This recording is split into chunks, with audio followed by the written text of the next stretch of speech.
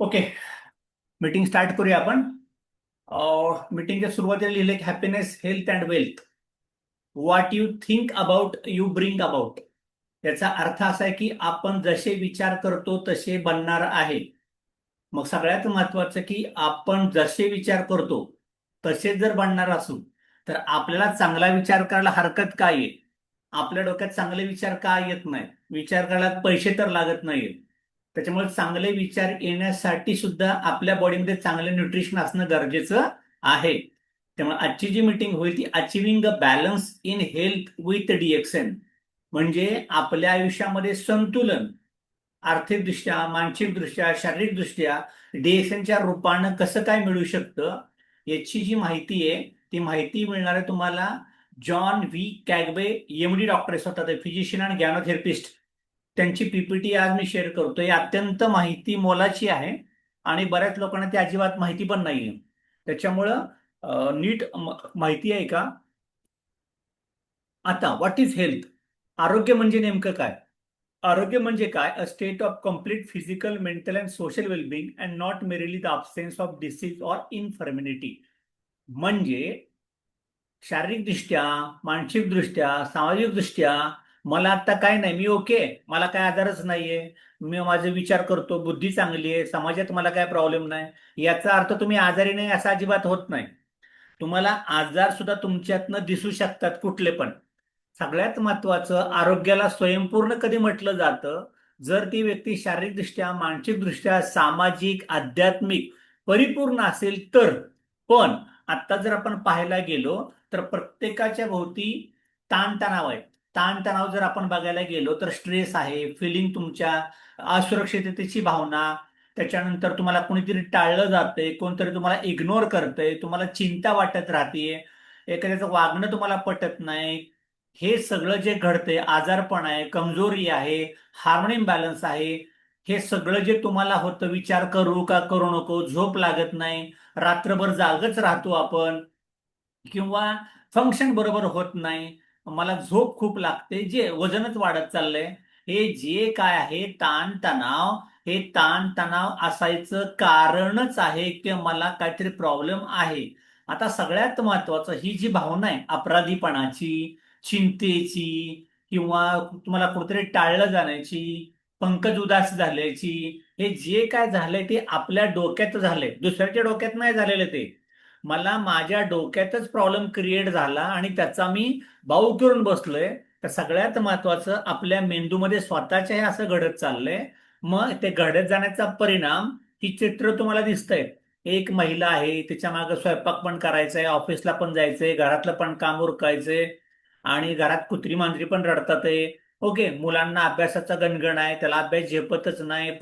अगदी मुलाचा जन्म झाल्यापासून ते ते आई वडील पोरं ग्रॅज्युएट होईपर्यंत पोरांना सुट्टीच नाहीये. म्हणजे जुन्या काळामध्ये आपलं असं नव्हतंच. कुठलं पोरग कुठल्या शाळेत गेलं काय माहिती नसायचं, पण आता तसं चालत नाहीये. मुलांना पण प्रॉब्लेम आहेत, महिलांना पण प्रॉब्लेम आहेत. हे तुमच्या लाईफस्टाईल मधनं दिसतंय की तुम्ही तणावामध्ये जीवन जगताय, तुम्ही नॉर्मल नाही, रिलॅक्स नाही, आनंदी नाही. आणि असं जे वाढत वाढत जातं, याच्यामुळे तुमच्या बॉडीमध्ये तो imbalance brings imbalance to our physical, mental, and social well-being by depleting our neurophysiologic energy. तुमची एक बौद्धिक ऊर्जा खालावली जाते आणि त्याच्यामुळे तुम्हाला तुमचं जे ऑप्टिमम परफॉर्मन्स आहे. आता जर आपण बघितलं तर बघा, मुलं एकाच शाळेत गेली, पुस्तकं तीच होती, ओके, शिक्षक पण तेच होते, ओके, आई वडिलांनी सगळ्यात चांगल्या ट्युशन सुद्धा लावल्या, पण मुलांना मार्क पडताना एकसारखे का नाही पडले? काय प्रॉब्लेम झाला? कारण त्या मुलाची ग्रहण क्षमता किती होती, तेव्हा तो नॅचरल होऊ शकत होता की नव्हता. आणि मग त्याची बौद्धिक क्षमता कमी जास्त व्हायचं कारण त्याला कौटुंबिक, घरात, बाहेर, स्कूलमध्ये असलेले सगळे ताणतणाव, याच्यामुळे सुद्धा त्या मुलाच्या अभ्यासावरती परिणाम होत राहतो. मग टॉप 3 कॉज ऑफ डेथ, आता जे लोकांना मृत्यू वाढत चाललेत, याच्यात तीन मोठी कारणं जर कुठली असतील तर पहिले कारण आहे बदललेलं अन्न. म्हणजे आता जे आपण अन्न खातोय पोल्युटेड आहे, कंटॅमिनेटेड आहे. आणि दुसरं ताणतणाव.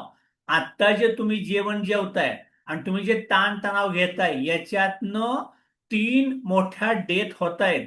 त्यातली पहिली डेथ आहे हार्ट अटॅक, दुसरा आहे कॅन्सर, तिसरा आहे ओबेसिटी, वजन वाढत जाणे. हा जो प्रकार होता हा आपण टाळू शकतो. कशामुळं? फक्त योग्य वेळी आहार घेण्यामुळं आणि घरातलं चांगलं खाण्यामुळं आणि आपलं असलेले ताणतणाव. तर पहिलं आजकाल मृत्यूचं कारण आहे हार्ट अटॅक. दुसरं कारण आहे स्ट्रोक, म्हणजे पॅरालिसिस होऊ शकतो, ब्रेन हॅमरेज होऊ शकतं, ब्रेन ट्युमर होऊ शकतो, तुमचं डोकं दुखायला लागलंय सारखं सारखं. आणि तिसरं कारण असतं कॅन्सर.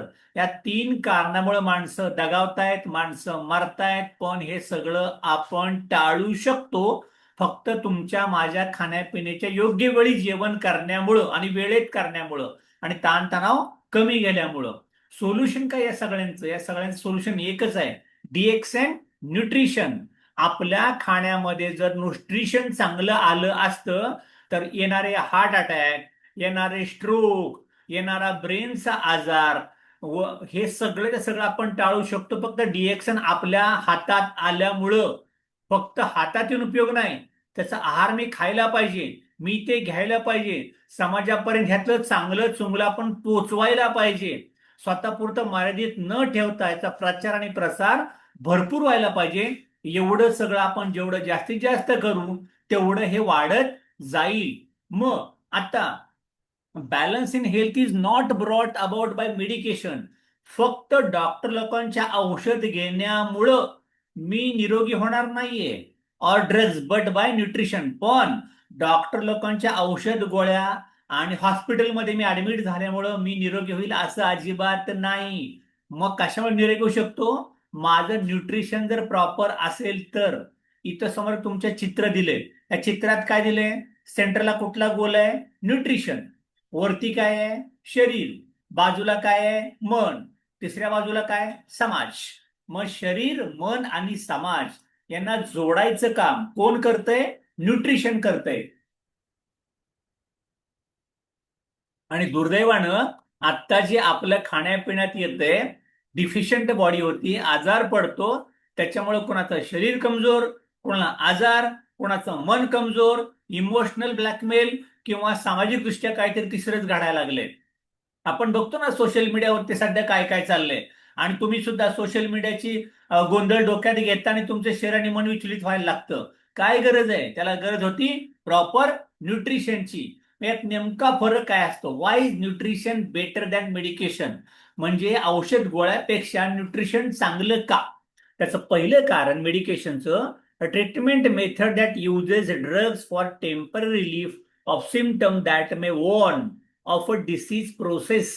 म्हणजे आता डॉक्टरकडे तुम्ही का गेला होता? तुम्ही मजा म्हणून गेला नव्हता. तुम्ही तापला होता, तुम्हाला जुलाब लागले होते, तुम्हाला काहीतरी विकनेस आला होता, कमजोरी आली होती, काहीतरी दुखायला लागलं होतं. याच्यामुळे तुम्ही दवाखान्यात गेलाय, मनाने कधी गेलेला नाही. आणि हे पण कसं असतं? टेम्पररी सुटका करून घेण्याकरता. न्यूट्रिशन काय प्रकार असतो? न्यूट्रिशन म्हणजे काय? A practice that help to restore lost energy and has been spent on daily physical and mental activities. माझी जी एनर्जी चालली आहे वाया, ओके, मी रोज थकतोय, रोज कमजोर होतोय, याच्याकरता शारीरिक आणि मनाने रोज मी खच्ची होत गेलो, होत जातोय, याचं टॉपअप करायचं. साधी गोष्ट आहे. आता मला सांगा, मोबाईल बंद पडल्यावरती तिथं जायचं का मोबाईलला चार्जिंग कमी झालं की टॉपअप करायचं? रोज चार्जिंगची पिन लावता की नाही, परत मोबाईल चालायला लागतो.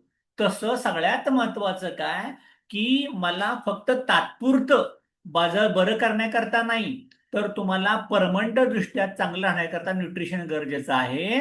मेडिकेशन म्हणजे अजून काय? The drug or medication given may be effective to relieve pain. तुमचा तात्पुरता आत्ता आजार थांबेल, दुखादुखी थांबेल, आज ताप जाईल, आज जुलाब थांबतील, सगळं बरं वाटेल. पण त्यांनी दिलेल्या औषध गोळ्यामुळं, त्यातल्या केमिकलमुळं तुमच्या बॉडीतल्या पेशी डॅमेज होतील. पण सप्लिमेंटने काय होतं? सप्लिमेंट DXNचे प्रोडक्ट आहेत food supplement, given are enriched with micronutrients, अति सूक्ष्म पोषक द्रव्य त्याच्यामुळे तुम्हाला मिळतात. आणि याच्यामुळं दॅट हेल्प रिव्हायटलाइज इव्हन तुमच्या बॉडीतली प्रतिकार शक्तीची नवचेतना जागृत होते. कशासाठी? तर तुम्हाला येणारा संभाव्य आजार येऊ दिला जाणार नाही. आणि जर काही येऊ पाहत असेल, तुमच्या बाजूला करोना आलाय, डेंगू आलाय, साथीचा आजार पसरतोय, तर तुमची बॉडी इनबिल्ट टॉपअप व्हायला लागेल त्याचा प्रतिकार करण्यासाठी. म्हणून खायचं असतं DXN RGGL, कॉर्डिसेप कॉफी, कॉर्डिसेपच्या गोळ्या, लायन्स मेन. हे आपण का खातो? DXN spirulina. त्याचं कारण संभाव्य व्हायरल आजार, ओके, हे मला अँटीव्हायरल होण्यासाठी मला ते खाणं अत्यंत गरजेचं असतं. मेडिकेशन काय करतं? डॉक्टर काय करतो माहितीये का?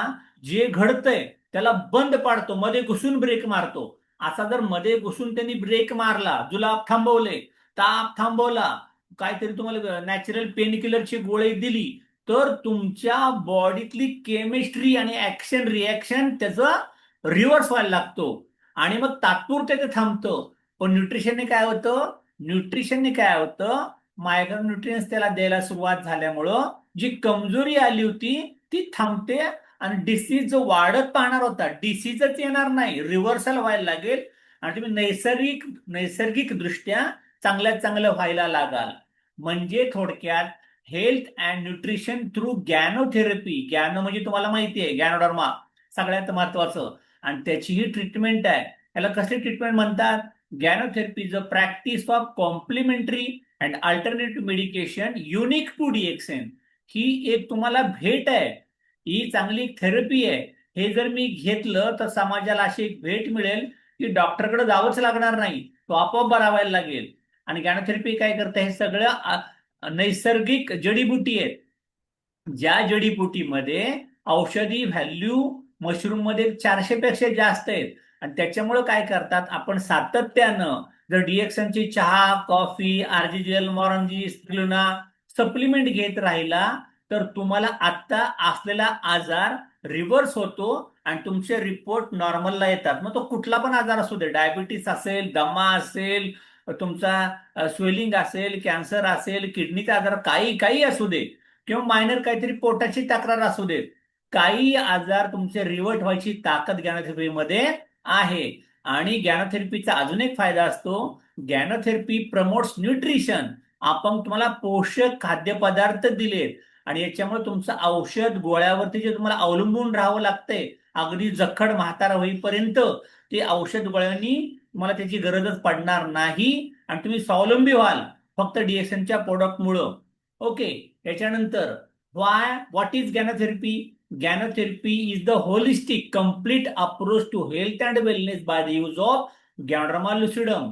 म्हणजे मी जर DXNचे प्रोडक्ट खाल्ले तर कम्प्लीट नख शिकांत, पायाच्या नखापासून अगदी डोक्याच्या केसापर्यंत जे काय तुमच्या बॉडीत घडू पाहत असेल ते रिव्हर्स प्रक्रिया व्हायला लागेल आणि शरीराची रोग प्रतिकारक शक्ती वाढत जाते आणि तुमचं शरीर तुमच्या शरीरात वाढू पाहत असलेला आजार मुळासहित नष्ट करतं आणि तुमचं शरीर नॉर्मल बनवायचं काम करतं. त्याच्यामुळे holistic is concerned with the whole rather than separation. फक्त दमा, फक्त BP, फक्त डायबिटीस असं न बरं करता DXN गॅनोथेरपी तुमचं शरीर, तुमचं मन, तुमचा आत्मा तिघावरती ऍट अ टाइम काम करायला लागतं आणि तुम्हाला सुदृढ बनवतं. Holistic is concerned with underline cause and not the symptom alone. म्हणजे तुमच्या मूळ कारणालाच ते नाहीच करतं, फक्त लक्षणं थांबवत नाही. Holistic is receiving nutrition that affects the entire human system and not one part. फक्त एकच पार्ट बरा न करता तुमचं पूर्ण शरीर निरोगी सुदृढ करायचं काम करतं गॅनोथेरपी. म्हणून त्याला म्हणतात स्वयंपूर्ण थेरपी. ओके. आता हे डॉक्टर लिनस पॉलिंग हे काय सांगतात? सगळ्यात असं महत्वाचं, त्यांना 2 वेळा नोबेल पुरस्कार मिळालाय. ती व्यक्ती स्वतः 93 वर्ष जगली आहे. आणि ते काय म्हणतात? You can trace every disease, every element and every sickness to a nutritional deficiency. म्हणजे तुम्हाला आता झालेला प्रत्येक रोग, प्रत्येक आजाराचं लक्षण आणि तुम्हाला आलेली प्रत्येक कमजोरी ही फक्त तुमच्या शरीरामध्ये झालेल्या न्यूट्रिशनल कमतरतेमुळेच झालीये. पण जर तुम्ही चांगलं न्यूट्रिशन घेतलं तर आपण आपल्या शरीरात होणारे 95% आजारांना बाय बाय करू शकतो. होणारच नाहीये. मग आता न्यूट्रिशन खाणं सोपं आहे का हॉस्पिटलमध्ये जाणं सोपं आहे? याच्यासाठी डिएक्सन सातत्यानं दररोज मला घरात जर मी खात राहिलो तर 95% माझी बॉडी निरोगी राहील. सगळ्यात महत्वाचं त्यासाठी प्रत्येकाने खाणं गरजेचं आहे. DXN is a health through nutrition. मग आता हे कसं बरं करतं आपल्याला? तर सगळ्यात पहिल्यांदा थेरी नंबर 1, तुमच्या बॉडीत आलेला रोग 2 कारणामुळे आलाय. एक असतं टॉक्सिन. टॉक्सिन म्हणजे केमिकल. हे कुठून गेलं? जे तुम्ही अन्न खाता, जे तुम्ही पाणी पिता, ज्या वातावरणात तुम्ही राहता, नोकरी करता, शेतात जाता, आजूबाजूला तुमच्या लोक वावरतात, यांच्याद्वारे तुमच्या बॉडीमध्ये केमिकल जातं. आणि दुसरी गोष्ट, तुमच्या बॉडीत होतं इम्बॅलन्स, असंतुलन. कशाचं? केमिकल. म्हणजे आपण म्हणतो ना, एकाची शुगर कमी झाली, एकाची वाढली, एकाचा बीपी कमी झाला, एकाचा बीपी वाढला, थायरॉइड कमी, थायरॉइड वाढला. ओके, एक खूप खातो, एक खातच नाही, एक खूप झोपतो, एकाला झोपच लागत नाही, एकाचं वजन वाढतच चाललंय, एकाचं वजन कमीच होतं, वाढतच नाही. हे जे काय घडलंय असंतुलन, हे का घडतं? तर बॉडीत झालेल्या हार्मोनच्या चेंजेसमुळं. कशामुळे होतात चेंजेस? जर तुम्हाला शारीरिक काय मुक्का मार लागलाय, काय दुखतंय, काय झालं होतं, किंवा कमी विश्रांती होते, झोप पुरेशी होत नाही, ताणतणाव वाढत जातो आणि आपण व्यायामच करत नाही, या 2 गोष्टीमुळं टॉक्सिन आणि इम्बॅलन्स वाढत जातं आणि आपण आजारी पडतो. नंबर 2 काय? Ganoderma mushroom and other DXN supplement are not drugs nor medicine. हे औषध पण नाही आणि स्टिरॉइड पण नाही. हे काय आहे? हे आहे micronutrients found in this earth which are use to support the body's main goal. आपल्या शरीराचा मेन गोल काय पाहिजे? आजारापासून बचाव, टू प्रिव्हेंट डिसीज. त्याच्यामुळं unlike drugs, micronutrients are effective in reversing disease process. म्हणजे ड्रग काय करतात? हे तुम्हाला ब्रेक लावतात. ओके, आजार तुमचा वाढू देत नाहीत. पण मायक्रोन्युट्रियंट पोषक तत्व काय करतात? तुमच्या आजाराची प्रोसेसच रिव्हर्स करतात. आणि as lifestyle changes are also followed. म्हणजे जर तुम्ही आजाराची प्रोसेस रिव्हर्स झाली तर तुम्ही थकणार होता, लवकर म्हातारा होणार होता, तुम्ही आजारी पडल्यावर तुमची 4 कामं होणार नव्हती. हे सगळं रिव्हर्ट होतं, अँटी एजिंग होतं, आजारमुक्त जगता आणि तुम्ही कामं भरपूर करत राहता. त्याच्याकरता आपल्या बॉडीला गरज आहे मायक्रो न्यूट्रियंट्स. थेरी नंबर 3 काय आहे?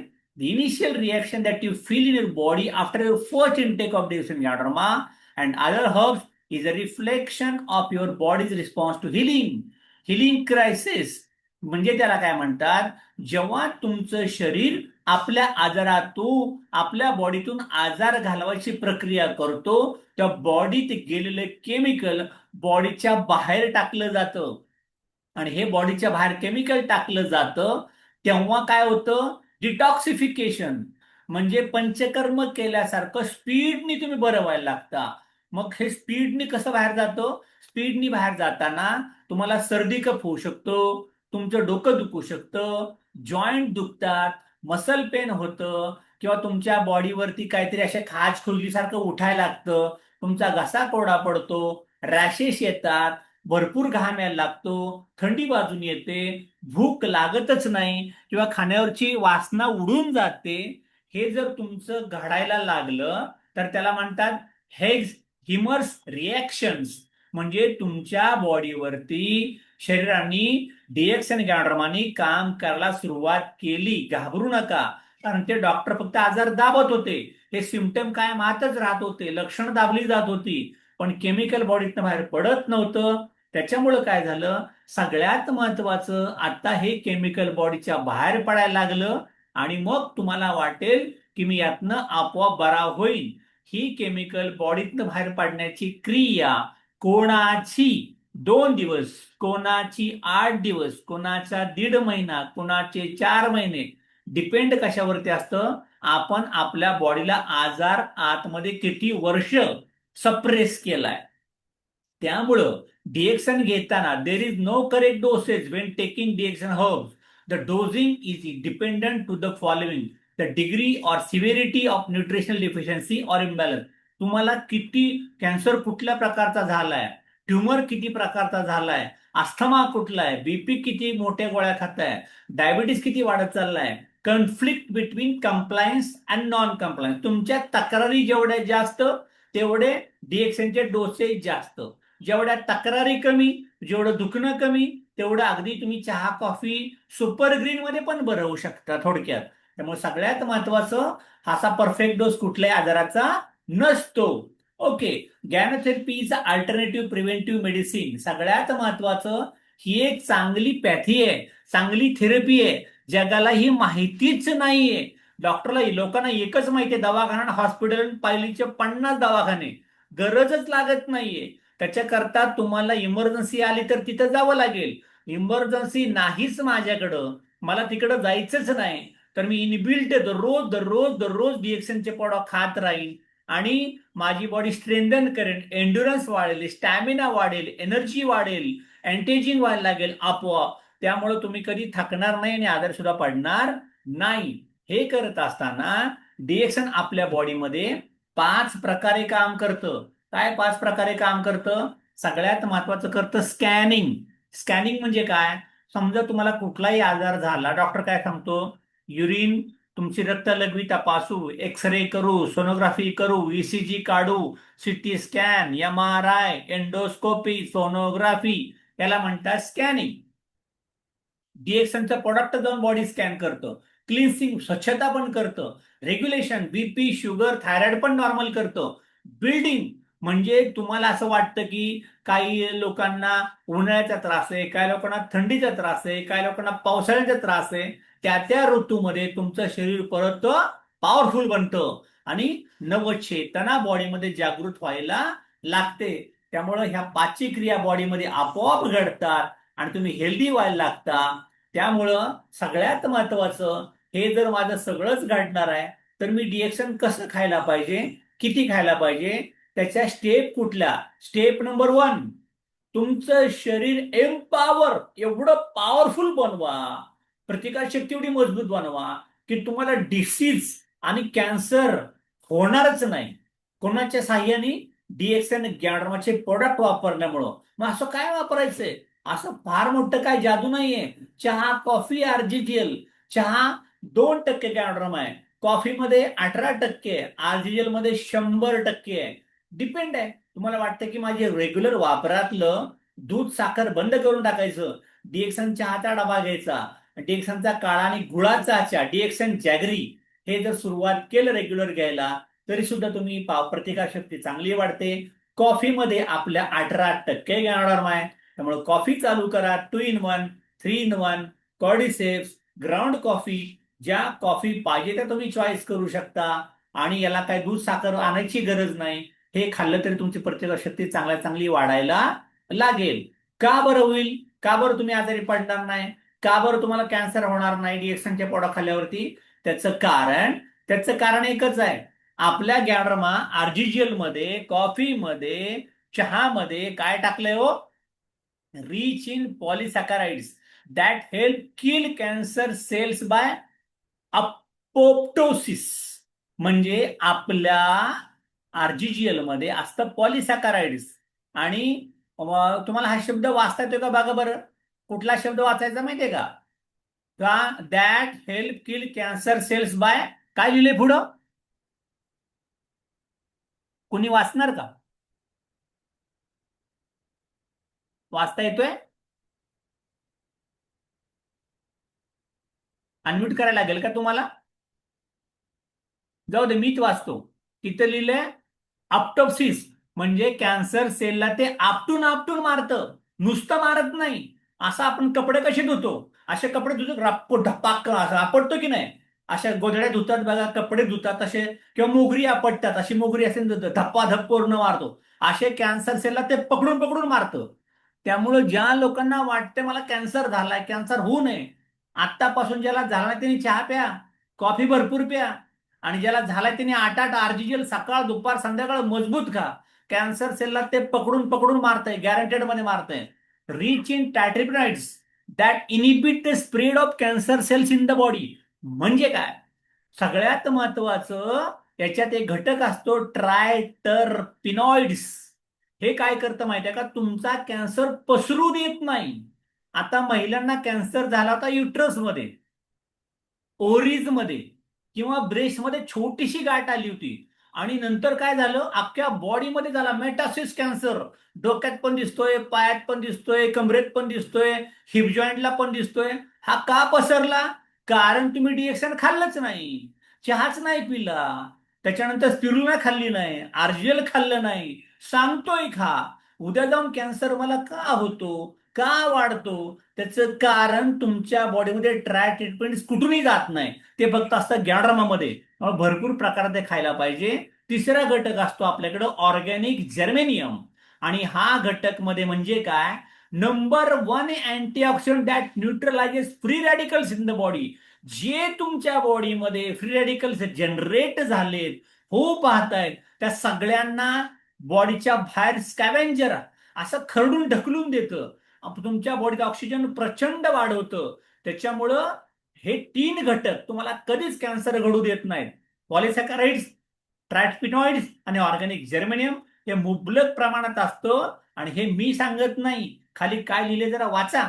Memorial Sloan Kettering cancer centre न्यूयॉर्क USA, the best cancer treatment centre in the वर्ल्डचा रिपोर्ट आहे, की मी का नाही खायला पाहिजे, का डिएक्शन वापरायला पाहिजे, मला का कॅन्सर होणार नाही.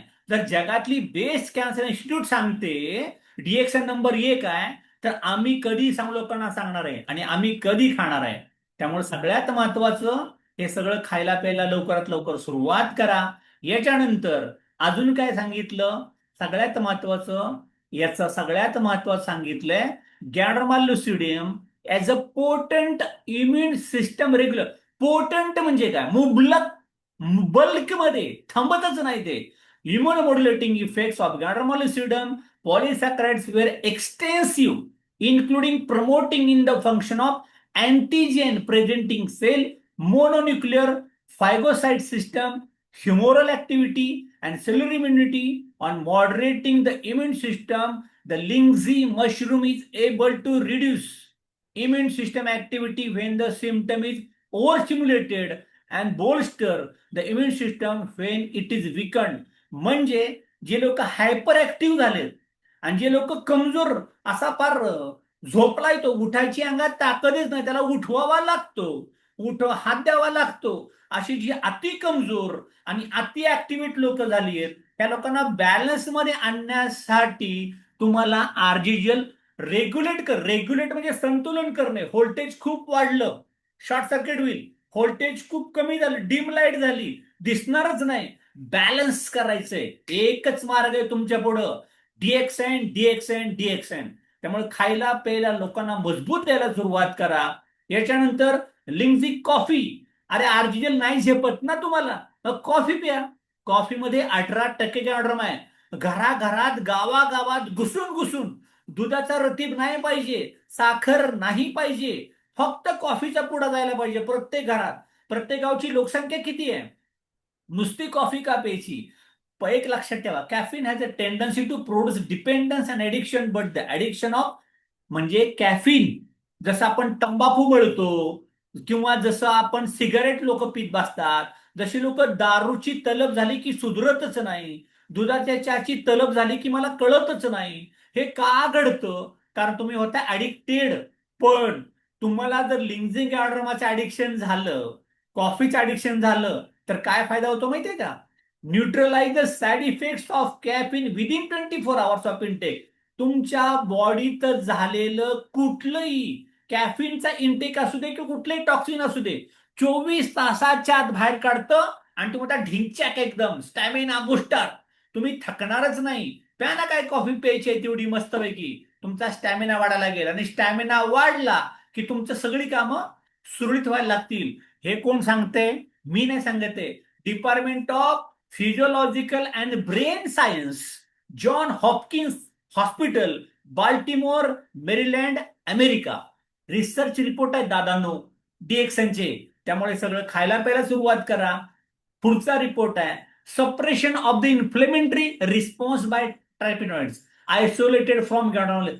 इन्फ्लेमेशन म्हणजे काय? अंगाची दाह होते, सोरियासिस, संधिवात, सांधेदुखी, वेदना, हात वाळत चाललेत, आकडत चाललंय.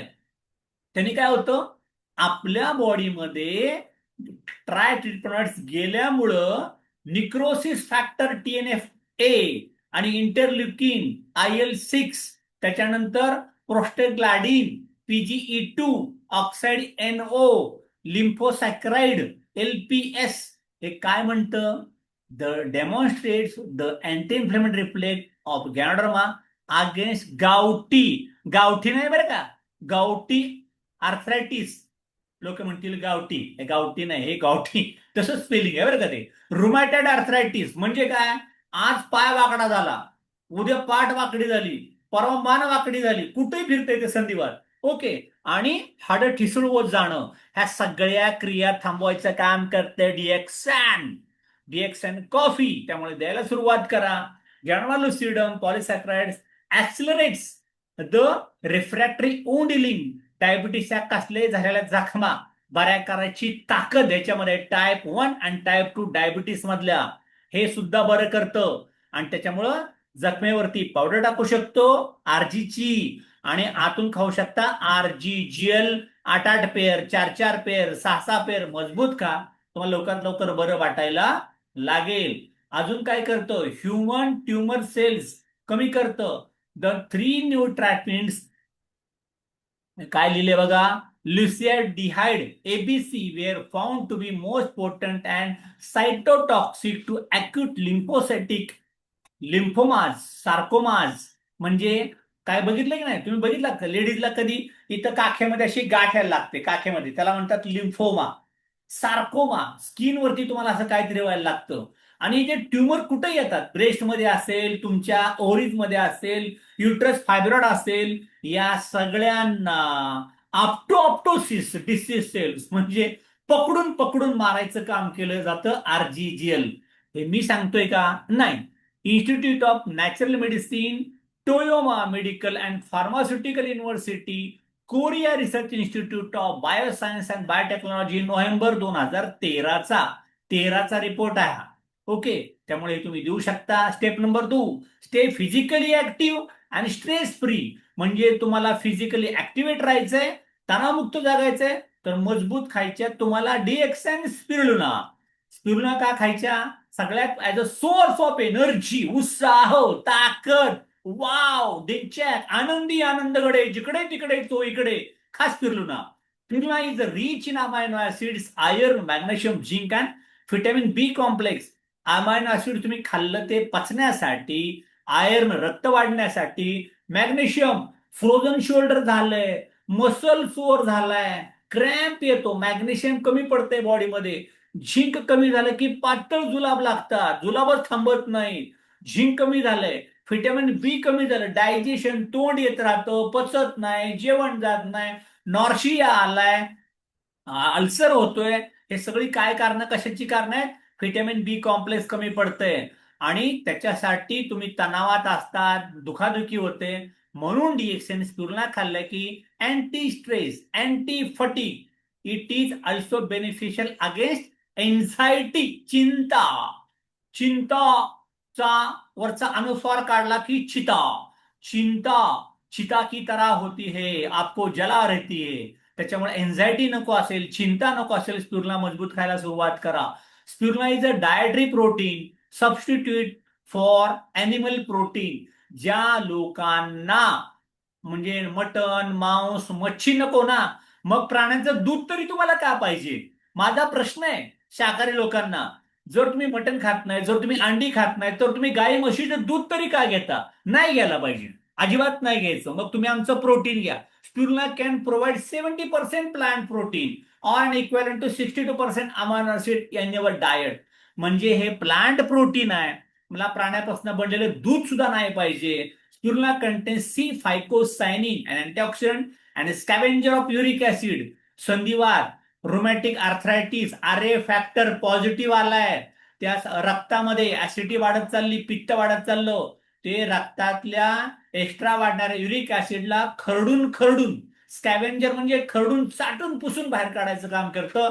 रक्तवाहिन्या क्लीन चकाचक करतं. संधिवात नावाला बॉडीमध्ये राहतच नाही. म्हणून खायच्या स्पिरुलिना भरपूर.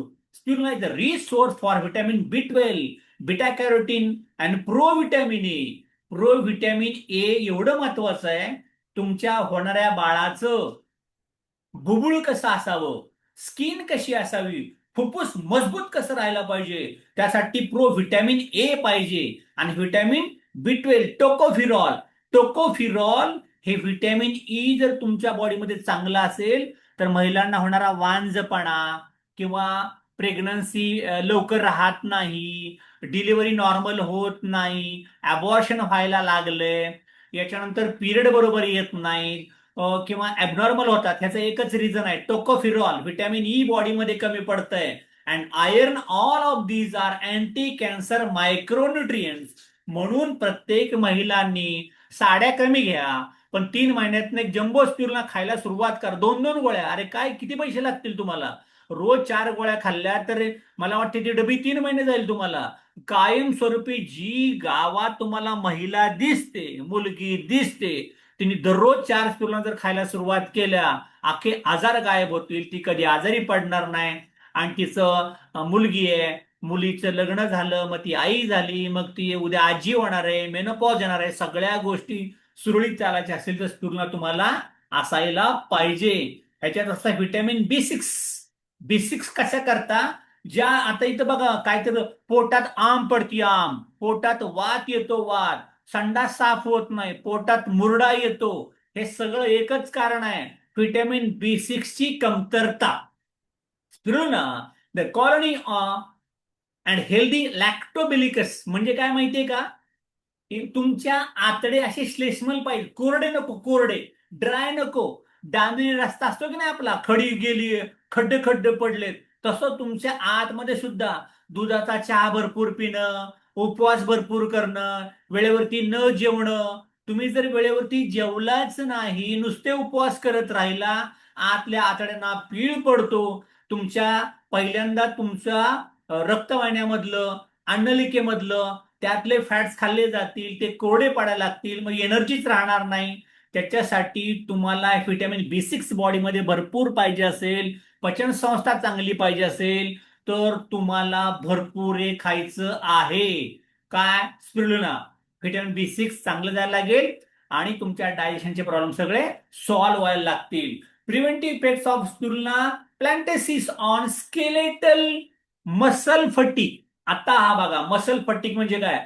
स्केलेटल म्हणजे काय हो? स्केलेटल म्हणजे आपण कधीतरी 6वी-7वीला होतो आणि आपल्याला जीवशास्त्राच्या लॅबोरेटरी, बायोलॉजीच्या लॅबोरेटरीमध्ये आपल्याला घेऊन गेले होते. हाडांचा सांगाडा. आपल्या सगळ्यांच्या आतमध्ये सांगाडे आहेत.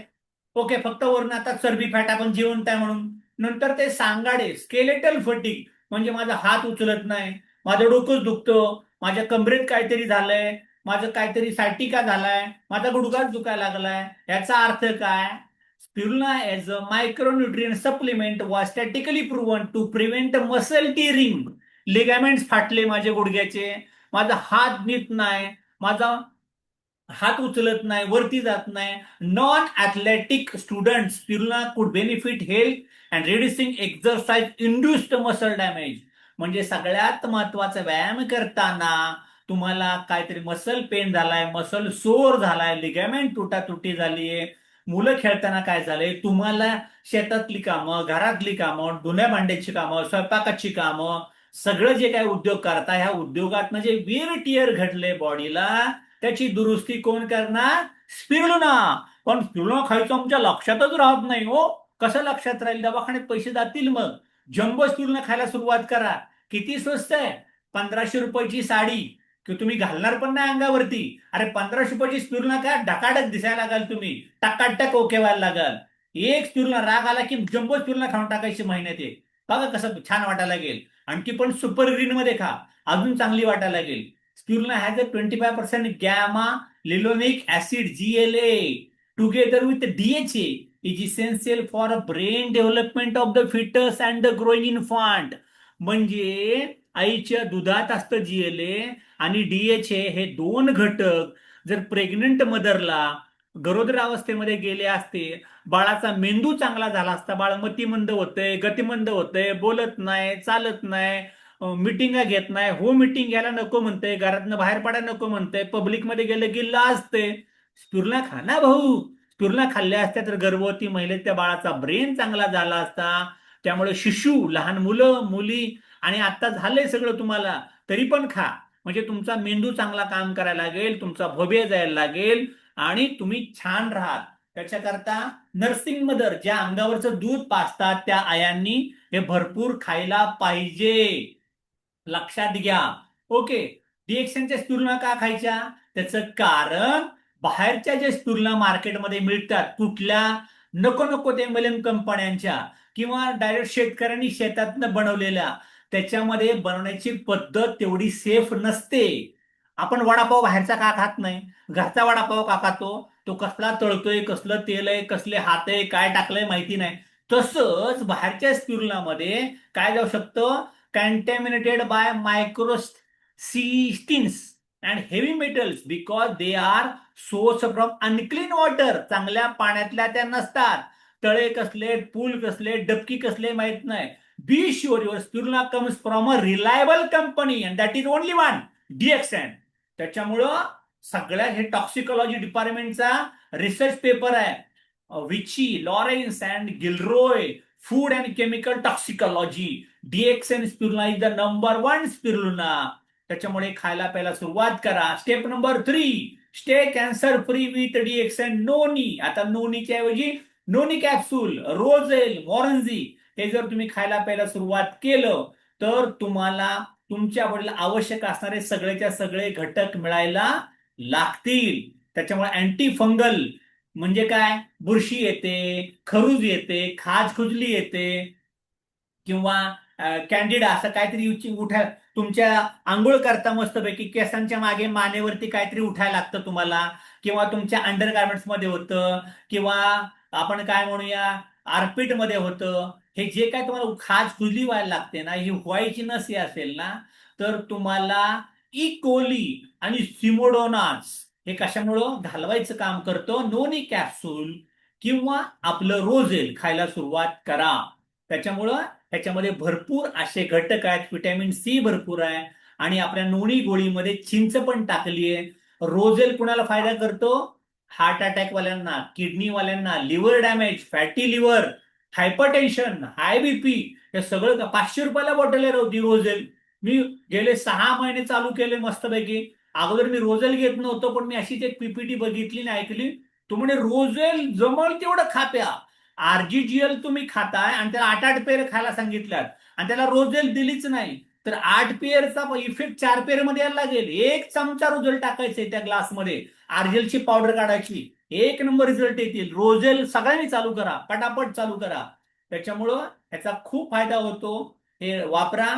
रोजेल तुमच्या रेग्युलर खाण्यात असायला पाहिजे. Step number 4, speed up your body metabolism. पटपण खाल्लेलं पचायला पाहिजे, अंगी लागायला पाहिजे, साठासट नको ते बाहेर निघायला पाहिजे. त्याच्याकरता न्यूट्री व्हर्जिन कोकोनट ऑइल खायला प्यायला लावायला सुरुवात करा. गिरगाईच्या तुपासारखा आपल्याला इनटेक करू शकतो. तुमची स्किन ड्राय राहणार नाही, तुमचे केस गळणार नाही, तुमचं पोट साफ व्हायला लागेल, स्किन तजेलदार वाटायला लागेल. ओके. केस डोक्यावरती राहतील भरपूर. त्याच्यामुळे व्हर्जिन कोकोनट ऑइल घेतलं तर तुमची ओबेसिटी कमी होते, वजन जास्त वाढू दिलं जात नाही, फास्टर वेट लॉस सुद्धा होतं.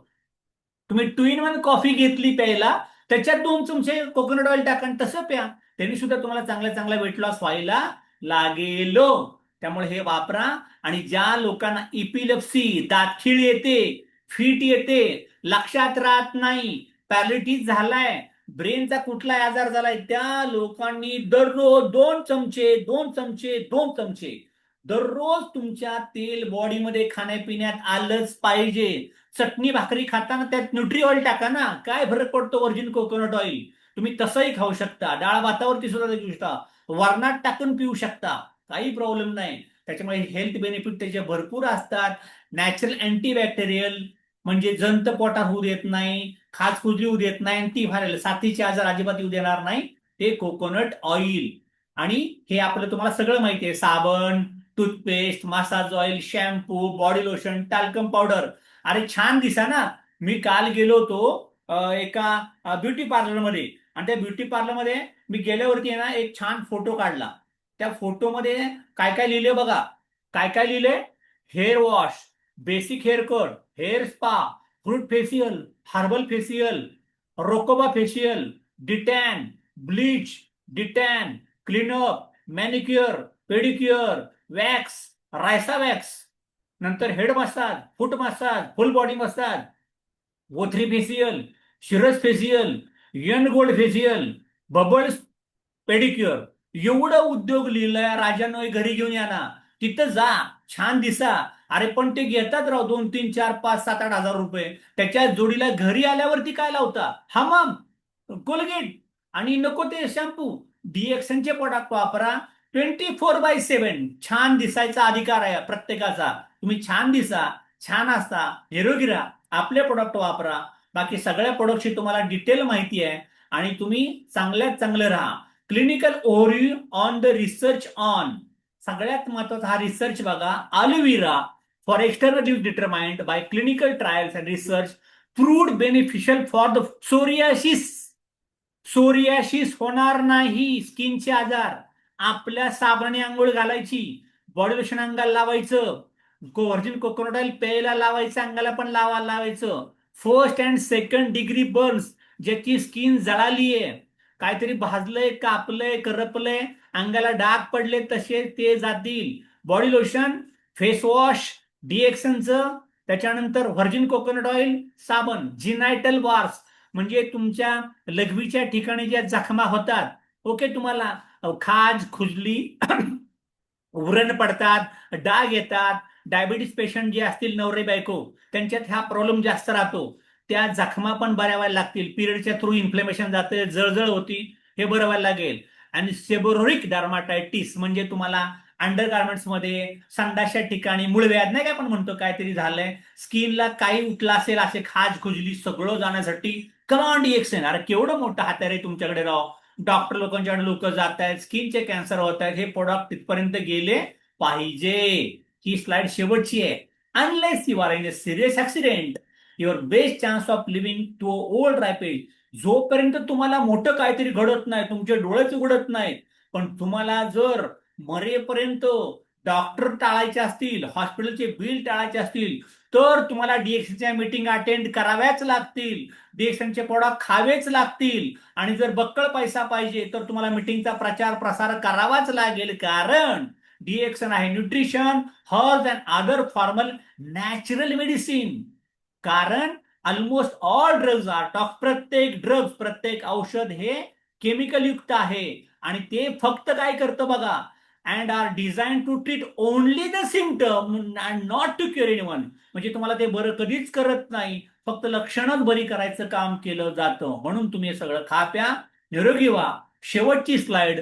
चांगलं खा, भरपूर पाणी प्या, दररोज व्यायाम करा, वेळेवरती झोपा, सिगारेट, अल्कोहोल, दारू अजिबात घेऊ नका, आणि डीएक्सन मजबूत करा. ओके, तर ही होती आजची आपली छोटीशी मीटिंग.